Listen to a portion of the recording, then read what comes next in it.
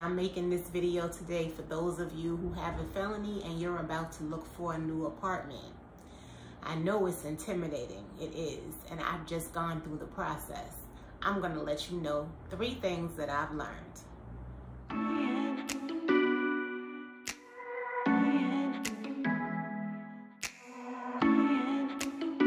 What I learned that was surprising to me is that a real human may not actually look at your application, especially if it's a big building.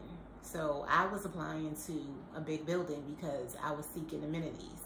Now, if it's a single landlord, a private landlord with like a 3-4 story apartment, then she might actually look over her applications. Maybe she didn't hire an outside company to do this process for her. But the bigger buildings, they use a third-party company who has, a lot of them use an algorithm. So it's a computer algorithm that's gonna process the data from your application and spit out a tenant score or a residency score. You could think of that similar to, have you ever seen an apartment score for the area that the apartment is located in? It'll say walk score of 92, for example. And what that means is it's conveniency. So there's easy access to buses and trains, restaurants in the area, there's stores in the area, and that's what that score means. So something like that will be printed out for a tenant based on your credit score and other factors like tenant history, rental history, and like, I guess if you've ever been to court before, have evictions or something like that in your background. Although I have been to tenant court in another state. I'm new to this city. And I don't know if they check other areas, other states or whatever, but that didn't come up apparently. So this walk score, this tenant score that the computer assesses you, if it's high enough, then I believe you get automatically approved. And I think that's what happened with me. My credit score now is a 722, yay for me. And it worked. They said I was approved. I didn't need to show anything. Which brings me to the second thing that I learned, which was no supporting documentation. That was a surprise. I was definitely expecting to have to show proof of income, right? You would think it goes hand in hand, but no one asked me, okay? So I didn't know that that was possible. However, I did read somewhere that the higher your score, the less questions they ask you. The lower your score, the more questions and documentation you'll have to show. So what I could tell you is work on your credit. Like, that is very important. It is key. And what you should do if you're just getting out, you have lots of things that you're going to be focusing on during this rebuilding process, but hopefully you will be someplace that gives you a little bit of time to get on your feet. So if you're going to a halfway house or a transition house, or you're going to stay with a relative, hopefully that buys you at least 6 months to a year to be able to work on your credit. This is February 2021. I was able to work on my credit all of 2020. It took me maybe 7 months. I started January 2020, and maybe by like July, I had a score. Now that's another conversation for another video because so much happens. You would have to understand the backstory, and I would have to tell you in another video. But basically,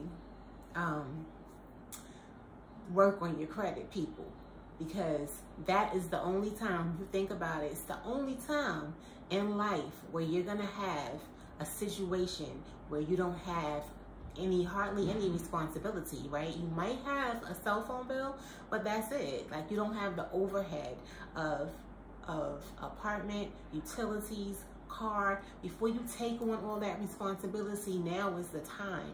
I don't know if you have stuff that you might have to pay down to get, or make payment plans towards, or hire someone to help you. This is the time to do it, to get the negative stuff off so that you could build and add positive trade lines on. For me, I didn't have anything to remove. All I had to do was build on a blank slate. Okay, let's see.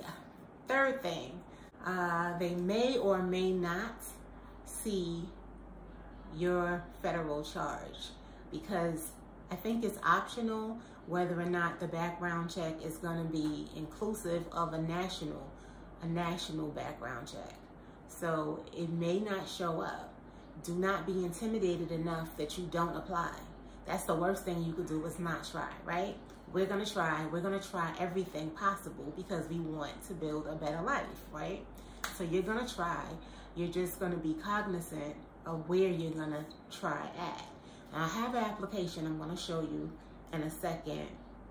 You will not try at any building that says tax credit on it. And I'm going to show you why. Because this is the first application that I came across. And I was going to apply until I started deep diving into this application that was never ending. Okay, so first, this is the building for the application that I'm going to show you next. This is a building that I really wanted to live in because it looks nice. It looks bright. It has amenities. It's what I was looking for. So someone came to the house where I'm at, the transition house, and they said, you know, we have a relationship with this building and you guys can apply, and it doesn't matter if you have a felony.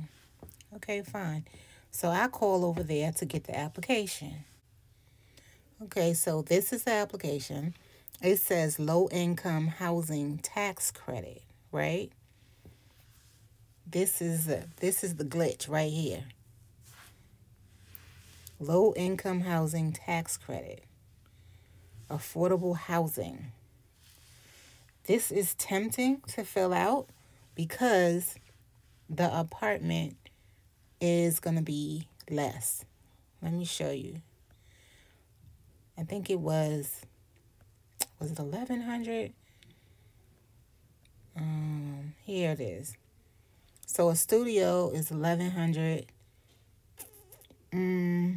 This must be a typo. It's 1,119. And then a 1-bedroom is 1,280. Now market rate rent here for a 1-bedroom is going to probably be, especially for a building like that with those type of amenities in it, it's probably going to be closer to like 1,500, 1,600, 17, you know what I mean? So 1,280 is kind of on the lower end side. So that right there makes you want to apply. But if you see something like this, 60% tax credit community, if it's a tax credit community, it's going to be difficult because look at this application. The application starts here. Okay, this right here looks normal. Normal so far, right? Gathering your information, employment. Everything looks fine. Assets. Residential. Previous 2 years of rental housing history. Okay, nothing wrong with that. Then they want vehicle information. They're getting a little bit invasive. Then I don't know why you have to fill out this other thing. And this is, again, more like redundant information. Who's living in the house? Then they keep asking about who's living in the house. Any household members temporarily absent? Any household members permanently absent? Are there any foster kids? Any live-in care attendants? It just keeps going on and on. And then I feel like they ask you again someplace else. And then here they start to ask all of these questions. And I was going along with it, right? I was filling this out.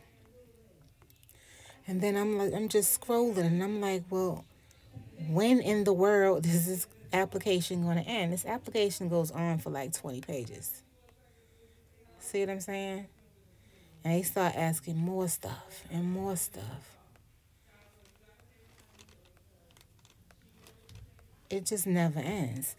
So one thing that made me want to stop and opt out was when I know that they can do it. Like, it can be done. You can just try and keep pushing. You don't know what is going to happen unless you put forth the effort. If you believe it, you can achieve it.